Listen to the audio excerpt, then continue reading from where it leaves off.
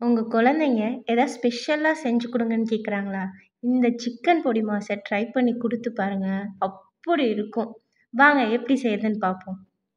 Cooker எடுத்துக்கோங்க. அதில 1/4 kilo chicken, அப்புறம் கொஞ்சமா உப்பு, மிளகுத்தூள், 1 ஸ்பூன் எண்ணெய் விட்டுட்டு, 1 கிளாஸ் தண்ணி ஊத்திக்கோங்க. குக்கர மூடி வச்சு 2 விசில் வந்ததும் இறக்கிடுங்க. அப்புறம் ஒரு பேன்ல ஆயில், கடுகு, பூண்டு பொடியா சாப் பண்ணது, கருவேப்பிலை எல்லாத்தையும் வதக்கி விட்டுட்டு, அப்புறம் பொடியா கட் பண்ணி வச்ச 2 வெங்காயத்தை சேர்த்துக்கோங்க.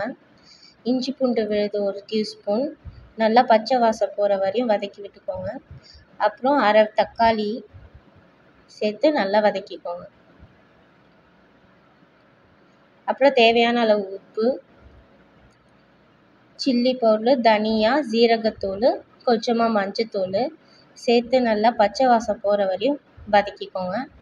சிக்கன் வேக வச்ச தண்ணியை சேர்த்துக்கிட்டு, அப்புறம் இந்த சிக்கன் உதிராக எடுத்துக்கணும்.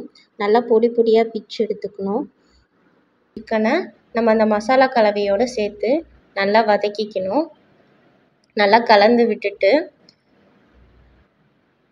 நடுவில் கொஞ்சமாக அந்த சிக்கனை ஒதுக்கி விட்டுட்டு, கொஞ்சமாக ஆயில் விட்டு 2 முட்டையை உடச்சி ஊற்றிக்கலாம்.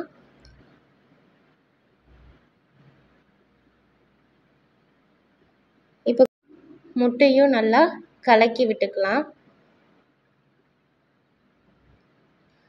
லாஸ்ட்டாக கொஞ்சமாக கொத்தமல்லி போட்டு இறக்கி வச்சிடலாம்.